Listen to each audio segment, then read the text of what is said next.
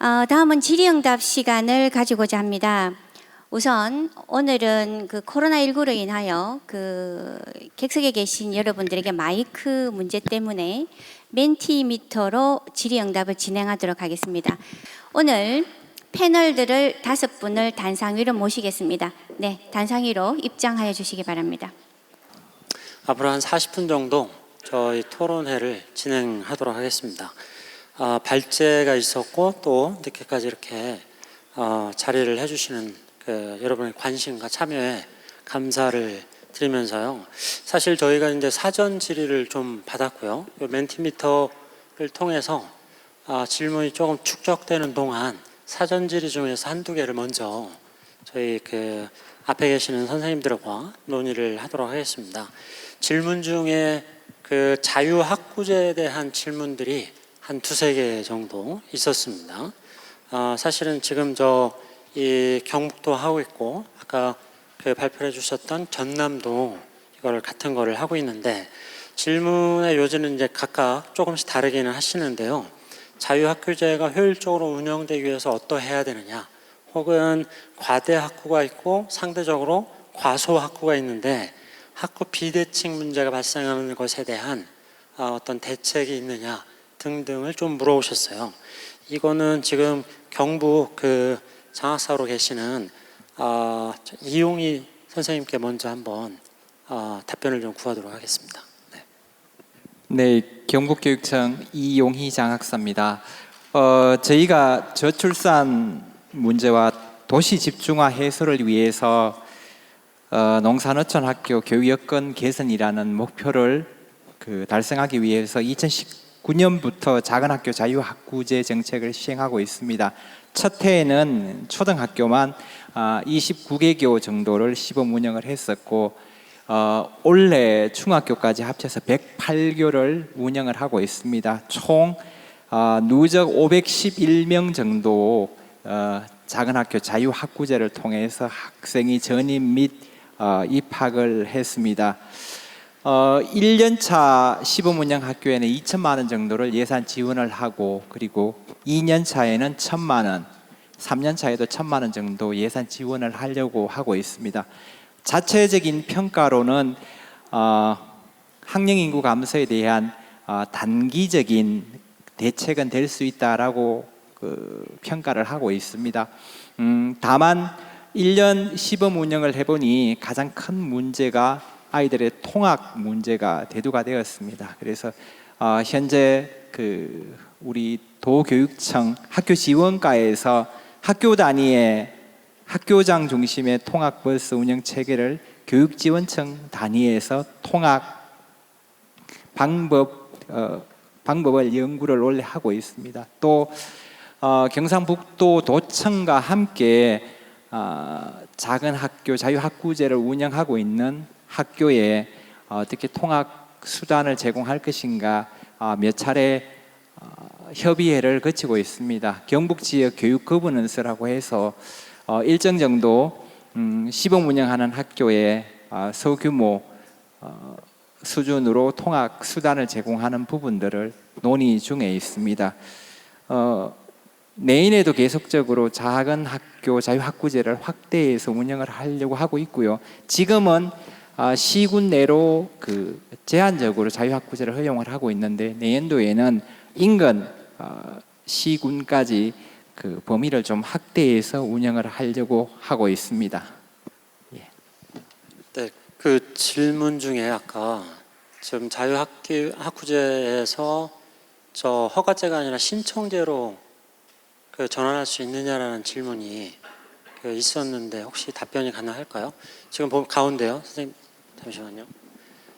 지금 자유학구제를 허가 사업이 아닌 신청 사업으로 전환해 주실 수 없는지 질문이 있었습니다. 자유학구제 학교를 현재는 허가제로 하고 있다는 그런 취지로 질문이 올라온 것 같습니다. 그런데 지금은 시범 운영이라서 저희들이 좀 지역에 있는 교육지원청에서 학구위원회에서 이렇게 선정을 하는데 조금 더 확대를 하면 그 실제 허가제와 신청제가 별반 차이가 없도록 그 아마 정책이 좀 더 확대가 될 것 같습니다. 네, 알겠습니다. 지금 저 여기에 계속 그 질문들이 빠르게 올라오고 있는데요. 지금 배재만 선생님께서 사실은 오늘 이 자리에 해주셨어요. 그래서 먼저 질문을 드리고 지금 사실은 최관현 선생님께도 질문이 쇄도하고 있는데요. 일단 그 저희가 사전 질의에는 사례에 대한 질문들이 꽤 있었습니다. 그래서 배재만 선생님께서 저 사례를 좀 해주시면서 혹시 그게 요 질문하고 마을교육 공동체에서 학교의 역할이 무엇이어야 되느냐 그 질문이 잠깐 떴었어요. 그거 연동이 되면은 함께 좀 설명 부탁드리겠습니다. 예, 남성현초 배재만입니다. 소규모 학교 살리기를 위한 어떤 운영 사례 쪽으로 말씀하신 것 같은데, 사례를 말씀드리기 전에 앞서 이와 관련해서 전국적으로 이렇게 소규모 학교를 잘 운영한 학교에 대해서 연구하신 교수님의 논문을 읽어본 적이 있습니다. 그 성공한 사례의 어떤 공통 요인이 6가지로 나오는데 그 6가지를 먼저 말씀드리고 난 뒤에 성공 사례에 대해서 말씀드리겠습니다. 성공한 학교는 첫째, 관리자와 교사의 헌신과 열정이 있었다. 두 번째는 학부모의 지원이 있었고, 세 번째는 지역사회의 소통과 지역 자원을 적극 활용했다는 것, 네 번째는 민주적인 의사결정과 학교 운영이 기본적으로 있었다. 그 다음 교육청의 적극적인 행재정 지원, 그 다음 여섯 번째 소통하고 협력하는 공동체를 운영했다는 것입니다. 앞서 패널분께서 발표하신 어떤 마을 공동체하고도 연계되는 내용인데, 지금 우리 경북에서는 사실 작년 2학기부터 미래지구를 6개 지역에 선정해서 이제 막 걸음마 준비 단계입니다. 그래서 아직까지는 마을 교육 공동체와 연계해서 성공한 사례는 솔직히 없습니다. 없고 한 달 전에 이렇게 신문 보도 자료를 찾아보니까 경남 함양에 서하초등학교라는 학교가 있습니다. 이 학교가 전교생이 10명밖에 안 되었습니다. 그런데 이제 전국 단위 전학생을 모집하고 올해 28명의 학생을 유치한 사례를 잠깐 말씀드리겠습니다. 앞서 교수님께서 말씀하신 것처럼 기본적으로는 지자체와 지역 주민, 학교가 연계해서 성공한 사례인데, 지자체에서는 농촌 유토피아 사업을 추진하면서 학부모가 농촌으로 귀농하려면 기본적으로 3가지 요인이 제공되어야 된다고 생각합니다. 일자리, 즉 소득 수입이 있어야 됩니다. 그죠? 그 다음 주거할 수 있는 주택이 있어야 되고, 그 다음 학교가 있어야 됩니다. 이 3가지 가운데에서 학교가 할 수 있는 역할은 교육밖에 없습니다. 나머지 2가지는 지자체에서 적극적인 어떤 지원이 있어야 합니다.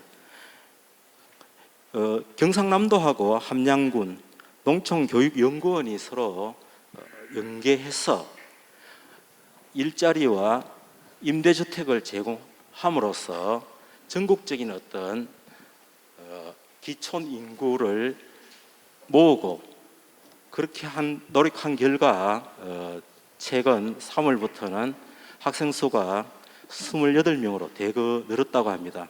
이와 같은 성공 사례처럼 앞서 말씀하신 어떤 마을 교육 공동체가 서로 어떤 연계해야 성공하지.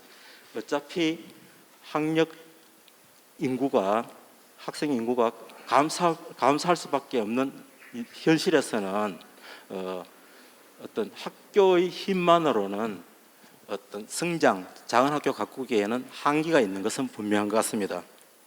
이와 더불어서 우리 경상북도에서 이래 작은 학교 가꾸기 사업을 한 각 과별로 5, 6개 이렇게 추진하고 있는데 제가 생각하기에는 학교 현장에서 느꼈던 실제 또 작은 학교에 최근 한 5년간 근무를 하고 있는 상황입니다. 예산 지원이 1년 예산 지원이 상당수입니다.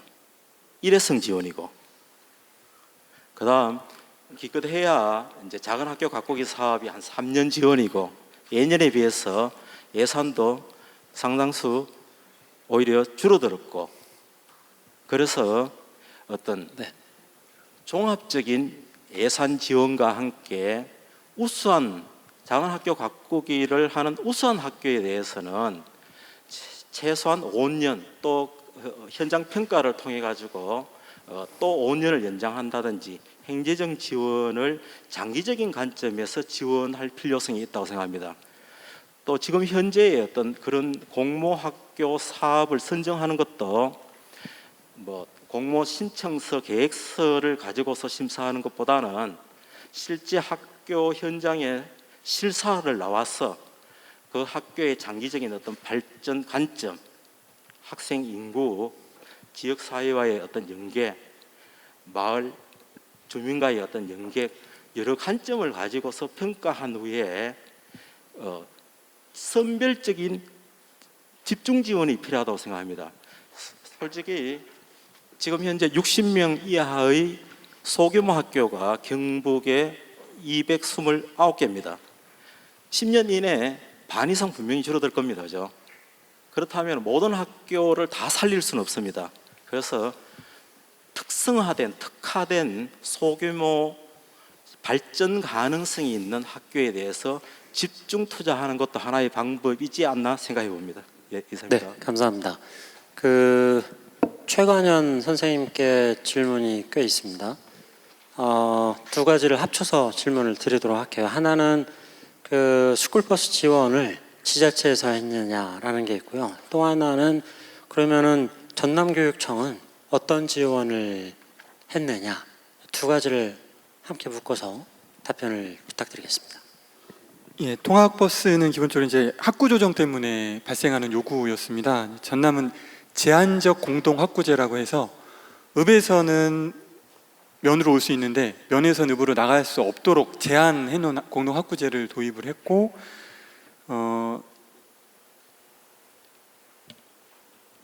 기존의 통학버스는 이제 한 학교가 통폐합되면 통학버스가 하나가 생기거든요. 전남 같은 경우는 통학버스가 많은데 이걸로는 소화가 안 돼서 전남교육청에서 에듀버스라는 개념을 도입했습니다. 처음에 에듀버스는 희망하는 아이들이 어디 학교로 갈지를 종합해가지고 마치 셔틀버스처럼 운행을 하는 거예요. 근데 이 수요가 많아지니까 도교육청에서 한 거는 그러니까 통학버스는 공무원이 모는 거잖아요. 그러니까 우리 재산이잖아요. 에듀버스는 관광버스나 이런 회사랑 계약을 맺어가지고 그 회사들이 아이들 통학 시간에 운행을 해주는 에듀버스를 도교육청에서 지원을 했습니다.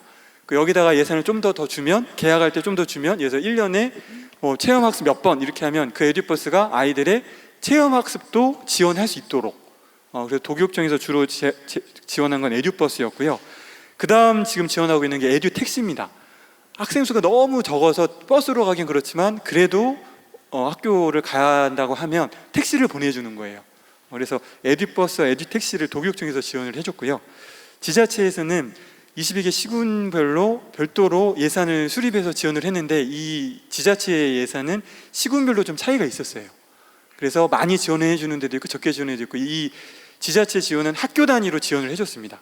어떤 학교 1년이면 1,000만 원, 그러면 그 학교에서 그 1,000만 원으로 택시를 쓸 수도 있고 버스를 계약할 수도 있고, 이런 식으로 예산으로 지원을 했고요. 학교 차원에서는 교장 선생님이 학교 예산을 가지고 별도로 또 통학 비를 지원해 주기도 했습니다. 그만큼 작은 학교 관련해서 정책을 펼 때 이 통학 지원에 대한 수요가 굉장히 많다. 그래서 다각도로 준비를 할 필요가 있습니다. 네, 답변이 되셨나요? 지금 여기 떠 있는 질문에 앞서서요. 어떤 질문을 제가 봤었냐면은 이미숙 박사님께 한번 여쭤보도록 할게요. 고교 학점제가 되면 작은 학교가 분리할 것이다. 이거에 대한 대책이 있느냐라는 거랑 이거를 연동시킨 이유는요. 저 지자체가 어떤 협력을 할 수 있느냐. 그러니까 교육청하고 제가 알고 있기로는 다른 지역은 굉장히 많이 활성화되어 있습니다.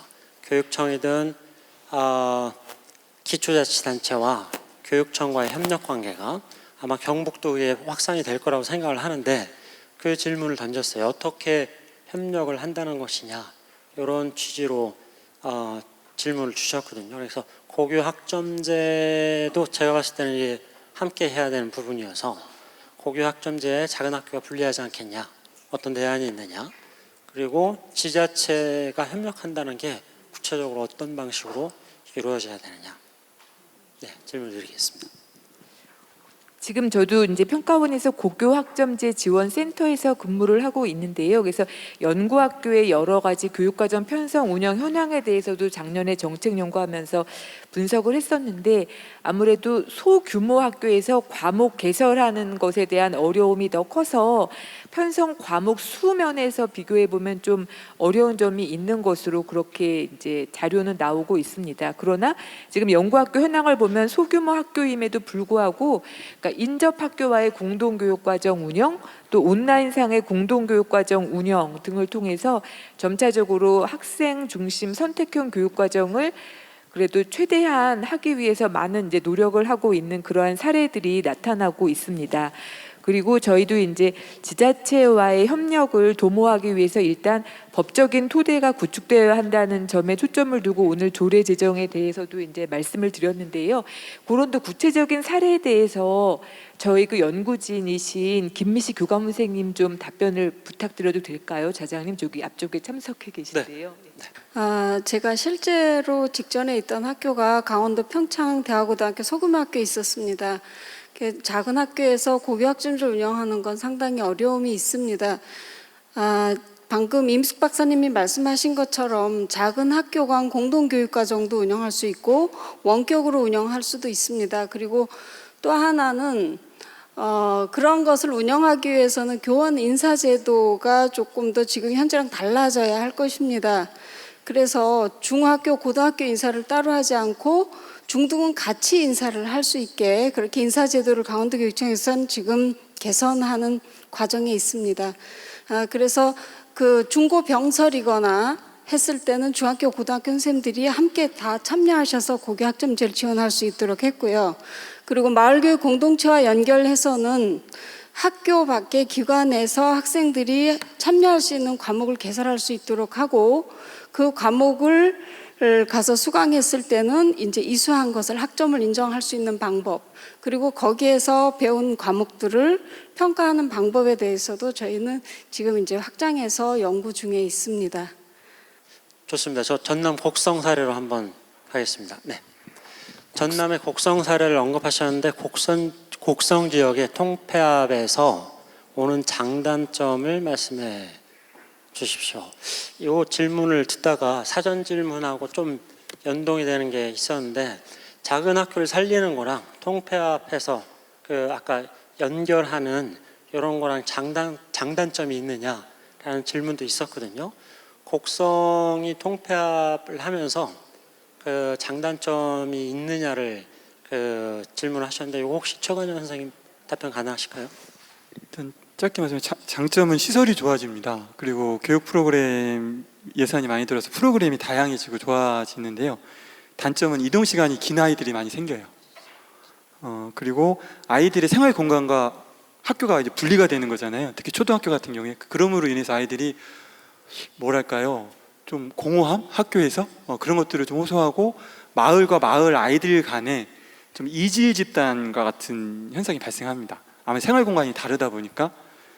그리고 특히 곡성은 전남으로 치면 광주랑 가까워서 교사들이 출퇴근하는 지역입니다.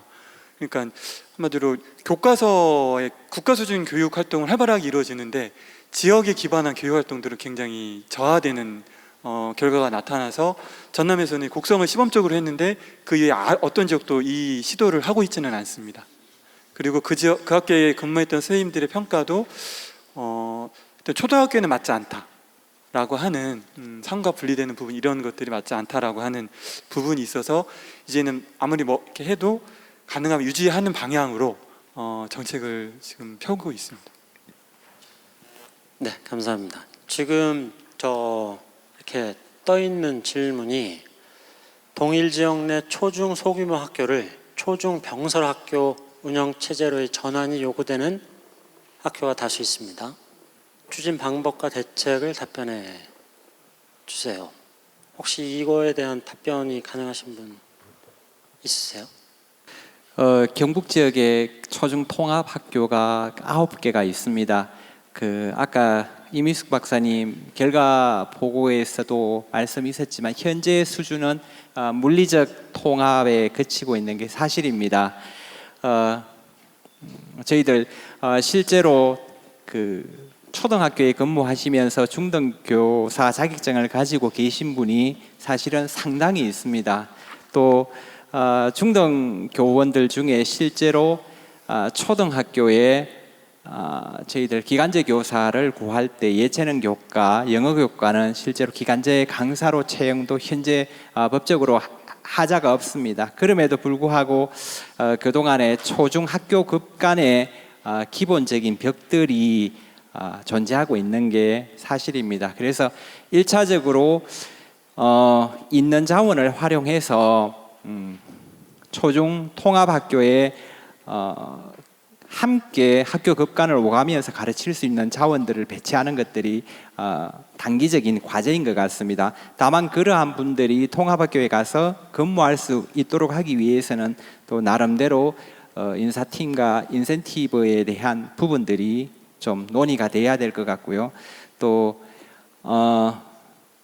전문교과나 혹은 예체능 교과에 대한 지도 방법들에 대한 직무 연수, 그런 부분들도 좀 체계적으로 보완이 되면 현재 있는 시스템 내에서도 통합학교의 질을 좀 더 높일 수 있지 않나 생각을 하고 있습니다. 그 부분은 저희들이 정책적으로 좀 더 연구를 할 계획입니다.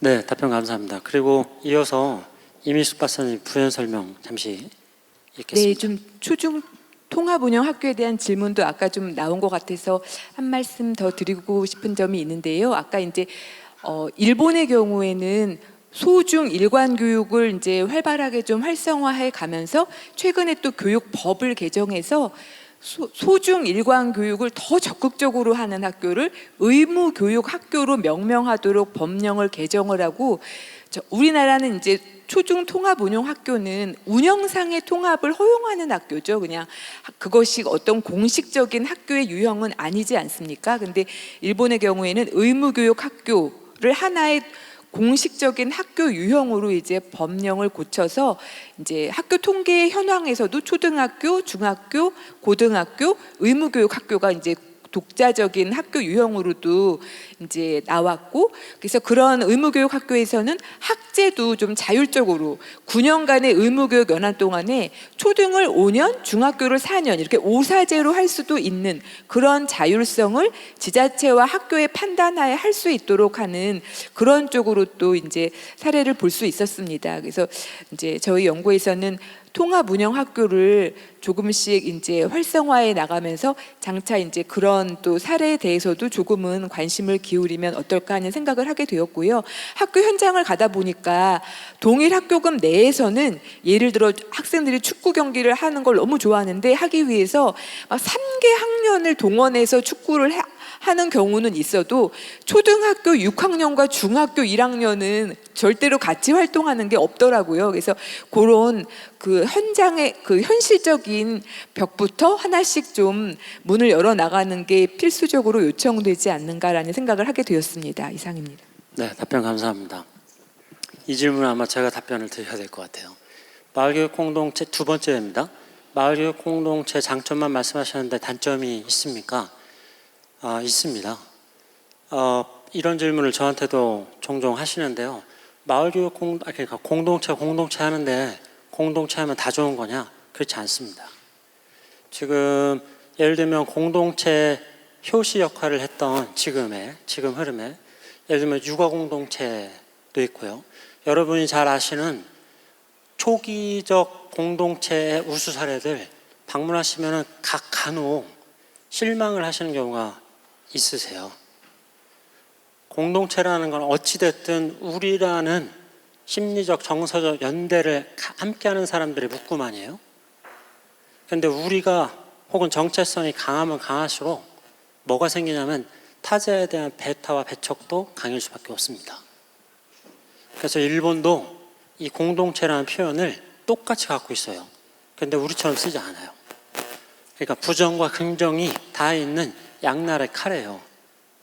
그러면은 대답이 뭐냐? 제가 오늘 제목도 생태적 공동체라고 뽑은 겁니다. 그러니까 공동체가 단단해지면서 폐쇄적이면 썩잖아요. 모든 게. 생태계라는 건 어찌됐든 그러니까 살아있음을 유지하는 게 생태계입니다. 그러려면 열려 있어야 돼요. 어떠한 공동체든 혹은 지역사회든 그들이 지속 가능한 공동체성을 유지한다는 건 열린 조직으로서 계속 학습하고 상호작용하고 그 받아들일 수 있는 열린 조직이 조직이 돼야 된다. 그래서 교육 생태계라는 표현을 좀 더 강조를 하고 싶고요. 또 하나는 입시 체제에서 마을교육 공동체가 가능하냐? 혹시 그건 초등학교 때 하는 거 아니냐? 중고등학교 가면 어차피 입시 체제로 전환할 텐데 지역 나가서 뭘 한다고 할 수 있고 한다고 하면 걔들이 경쟁에서 성공한 아이들이냐? 이런 취지잖아요. 저는 거기에 대한 질문, 이 질문에 이런 답변을 하고 있습니다. 뭐냐면은 그 질서를, 그 기준을 누가 만들었는데 꼭 그걸 쫓아야 되느냐? 이거예요. 입시라는 경쟁에서요, 그 경쟁이 통용되고 있는 대한민국의 학생은 혹은 학부모는 혹은 학교는 예를 들면 10%입니다. 나머지를 제가 조금 죄송한 표현이지만 예를 들면은 경주에 어느 대학이 있다고 해보세요. 혹은 대전에 어느 중소규모의 사립대학이 있다고 해보세요. 그 대학을 가려고 이렇게 경쟁합니까? 그러지 않잖아요. 경쟁하는 사람들은 10%입니다. 그런데 나머지 90%를 위한 교육은 한 번도 얘기를 안 하면서 10%의 대학 입시 경쟁 체제를 어떻게 깨느냐를 자꾸 얘기를 하시잖아요. 다시 말씀드리면 질문이 꼭 이게 맞는 질문인가 싶은 거예요. 현실적이죠. 현실적이죠. 하지만 이거 질문이 맞나? 90%의 학생을 방석으로 만드는, 밑을 깔아주는 방석으로 만드는 이 체제를 우리의 기성세대가 바꿔야 될 책임을 살짝 뒤로 해놓은 채 이 상황에서 어떻게 하죠? 이걸 묻고 계신 거 아니에요. 그게 현실일 수도 있습니다. 하지만 이 현실을 언제까지 더 우리가 가지고 가야 되는 거죠? 지금까지 수십 년을 해왔는데 앞으로 10년만 더 가져가면은 미래교육이 펼쳐지나요? 누군가는 결단을 하고 그 누군가가 기성인이 돼야 되는 거 아닙니까? 이 질문을 수없이 받습니다. 그래서 말씀을 드렸던 거고, 저는 90%의 아이들을 위한 교육을 하자는 거고, 설사 입시라는 철옹성이 그동안 수십 년 동안 어떠한 제도와 정책으로도 한번 해체를 시켜보려고 했는데 안 됐잖아요.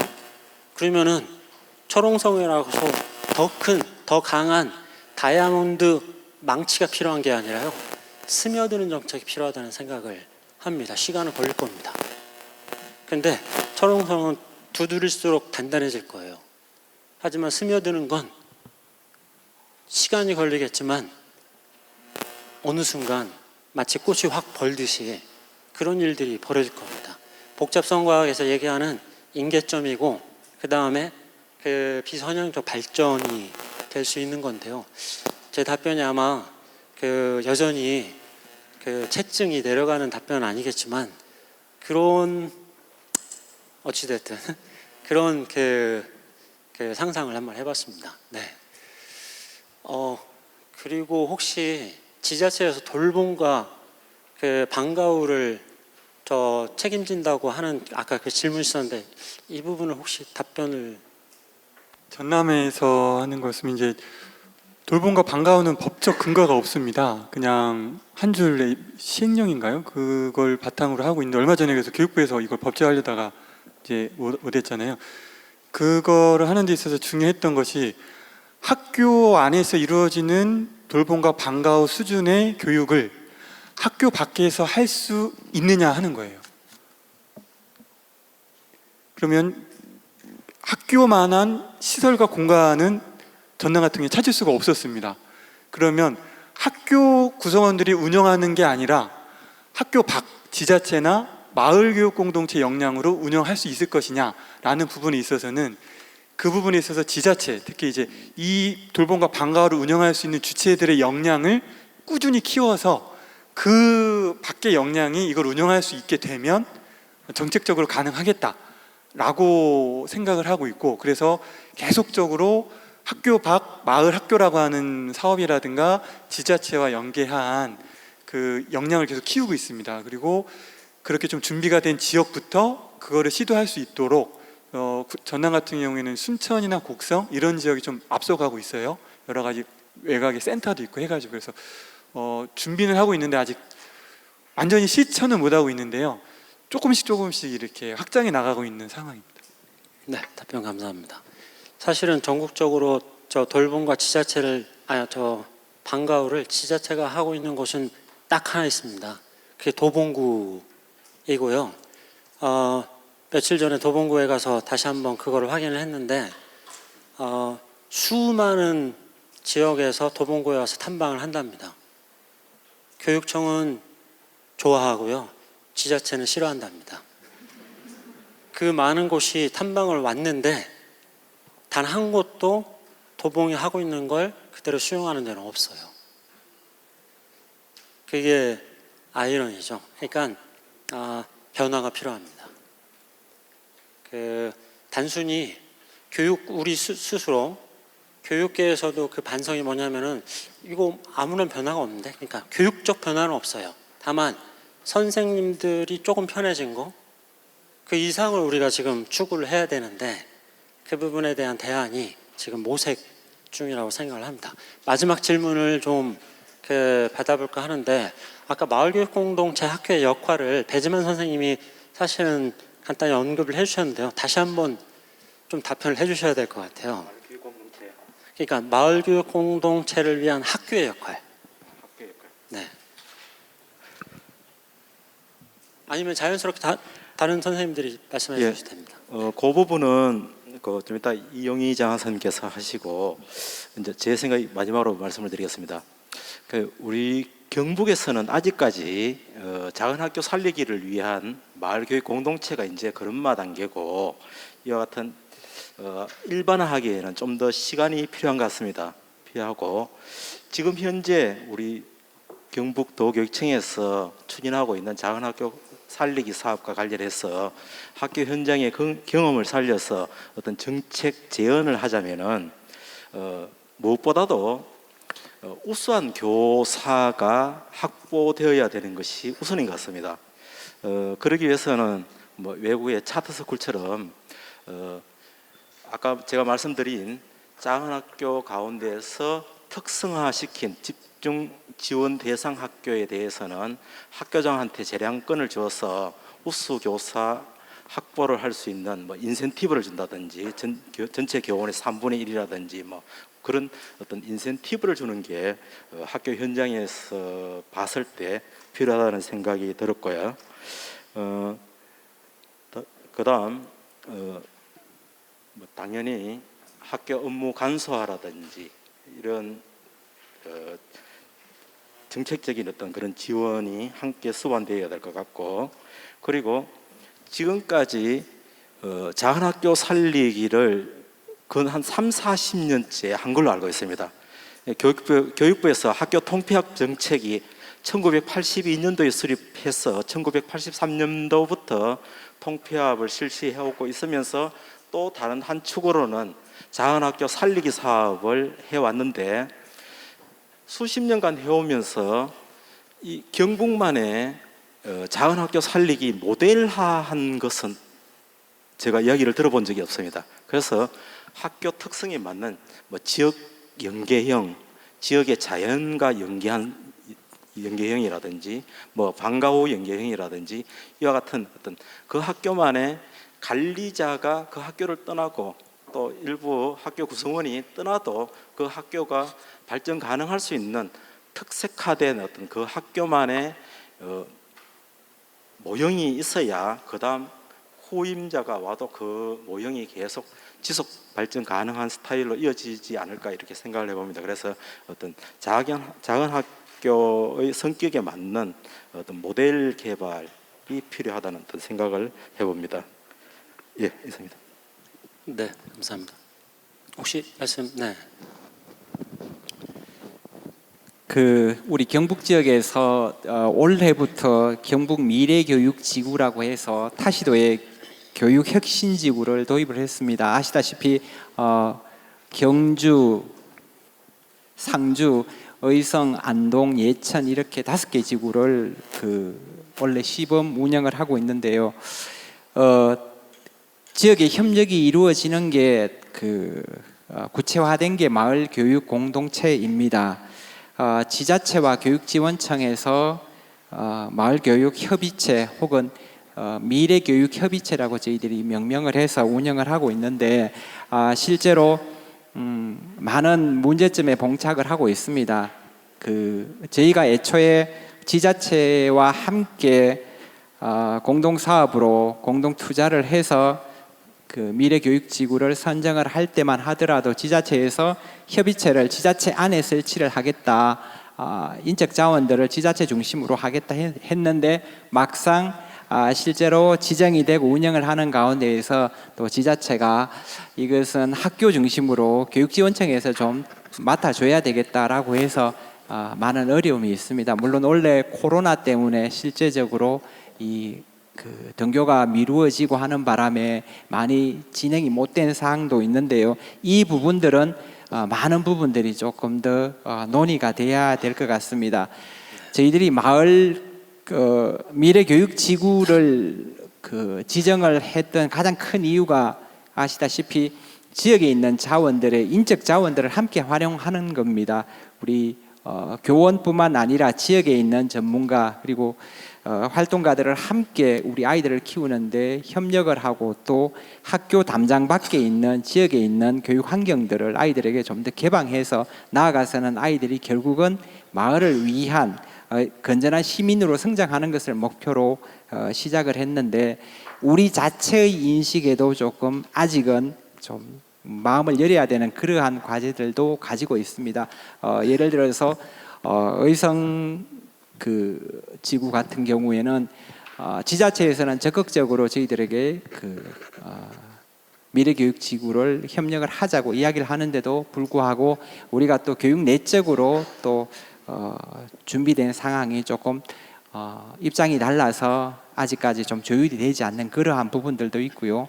또 단위 학교 내에서 관리자 교장선생님이나 교감선생님이 우리 교육 환경 자원을 함께 공유했을 때 교육적 교육 활동 내에서 일어나는 사고나 그런 데에 대한 책임 소재의 문제 이런 부분들이 아직 좀 정리가 안 되어서 저희들도 조금 더 좀 수동적으로 대응하는 그런 부분들도 있습니다. 이런 부분들은 정책적으로 어떻게 해결할 것인가 좀 더 논의를 하고요. 그리고 만약에 된다면 저희들이 조현일 의원님이 발의하신 마을교육 공동체 조례를 좀 더 이렇게 적극적으로 활용을 해서 그러한 단위 학교에서 져야 되는 부담들을 좀 제도적으로 완화할 수 있는 그런 부분들도 저희들이 좀 찾고자 노력을 해보겠습니다.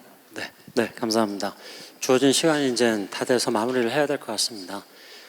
경북이 이미 지금 미래교육 지구를 시작을 하시잖아요. 지금은 5군데라고 소개를 해주셨고 어렵지 않게 아마 이게 확산될 거라는 예측은 해봅니다. 다른 지역도 이게 굉장히 많이 진행이 되고 있어요. 크게 보면 한 10년 차 되고 있는 곳이 있고요. 그 다음에 짧게 보면 한 2, 3년 된 곳이 있습니다. 이제 성숙이 되어 가잖아요. 분명하게 이제 차이가 납니다. 잘 되고 있는 곳과 그렇지 못한 곳. 근데 뭐가 그 차이를 만들까요? 지금은 거의 비슷한 일을 합니다. 그들이 뭘 하고 있는지는 차이가 별로 없어요. 다만 누가 하는지는 차이가 있습니다. 잘 되고 있는 곳은 가보면은 누가 있습니다. 그 누가. 그게 장학사일 수도 있고 교사일 수도 있고 지역에 그냥 활동가일 수도 있고 학부모일 수도 있고 그 누가 있는 것이죠. 결국은 주체 형성에 있다고 보여집니다. 지금 경북은 그거를 시작하는 단계시잖아요.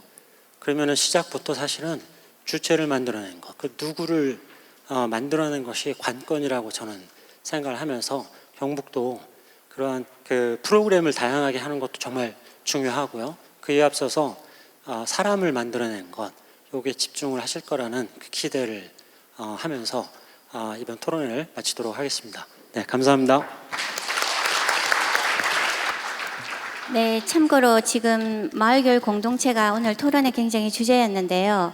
경상북도 교육청 연구원에서는 경상북도의 문제인 경북 미래지구를 어떻게 할까 위탁 연구를 이미 발주를 했습니다. 그래서 12월 달에 그 연구 결과가 나오면 아까 질문 중에 있었던 지자체분들이 왜 참석을 안 했는가 그 분야는 이 12월 달 이 결과가 나오면 그때 지자체분들하고 좀 더 심도 있는 토론을 진행할 것을 말씀드리고요.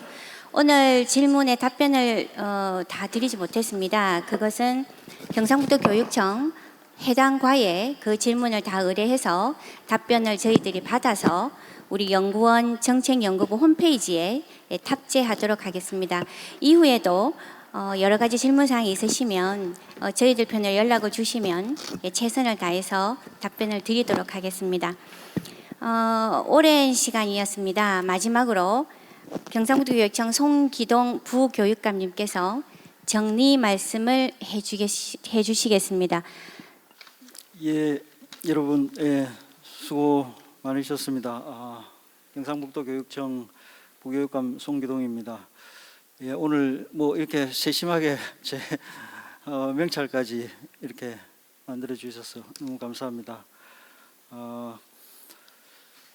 과학 기술의 발달, 또 경제 구조와 인구 구조의 변화는 새로운 교육 패러다임을 준비해야 할 때임을 알려주고 있는 것 같습니다. 특히 인구 절벽과 그에 따른 학령 인구 감소, 또 소규모 학교 증가는 경북 교육이 해결해야 할 핵심적 과제 중에 하나입니다. 오늘 포럼을 통해 미래의 경북 교육 체제 구축과 관련한 많은 정책적 논의가 이루어졌습니다. 집단적 핵일 교육에서 개별 학생 맞춤형 교육, 또 지식 주입 중심의 교육에서 역량 중심 교육, 또 학교 여건에 따른 특색 있는 교육과정 운영, 온 오프라인을 활용한 블렌디드 러닝, 또 마을교육 공동체, 자유학구제의 안정적 확대, 형식적인 통합이 아니라 내용적인 측면에서의 초중학교 통합, 그리고 그에 따른 교사 재교육과 자격증 관리, 조례 제정을 통한 법적 기반 확충 등 많은 내용들을 고민할 수 있는 뜻깊은 자리가 된 것 같습니다. 포럼이라는 자리의 성격상 미래 경북 교육을 위한 구체적이고 명확한 정책적 협의는 할 수 없는 한계가 있지만 오늘 발표한 내용과 또 플로우에서 제안해 주신 다양한 의견을 바탕으로 미래 경북 교육 체제 구축을 위한 구체적인 구상에 들어가도록 하겠습니다. 삶의 힘을 키우는 따뜻한 경북 교육을 여기 계신 전 교육 가족이 함께 만들어 나갈 수 있도록 힘을 모아 주시면 고맙겠습니다. 감사합니다. 네, 고맙습니다. 오늘 2020년 경북교육 포럼 어떠셨나요? 인구 절벽에선 교육, 학력 인구 감소를 위기라고만 봐야 할까요? 코로나19로 인해서 선생님들이 이런 소회가 있었습니다. 학생이 오지 않는 학교를 근무를 하니 비로소 학교가 보이더라. 오히려 인구 감소 위기에서 우리는 어떻게 하면 교육의 본질에 접근해서 위기를 적극적인 대처할 수 있지 않을까 하는 바람을 가져보겠습니다. 오늘 늦은 시간까지 너무 감사드리고요. 그냥 감사 인사말 드리기에는 마음이 모자란 것 같아서 책상 위에 있는 여름용 쿨 마스크입니다. 일회용이 아닙니다. 그리고 보석이 달린 볼펜은 우리 마음입니다. 반짝반짝 빛나는 마음으로 가시는 길도 안전하게 가시기 바랍니다. 고맙습니다.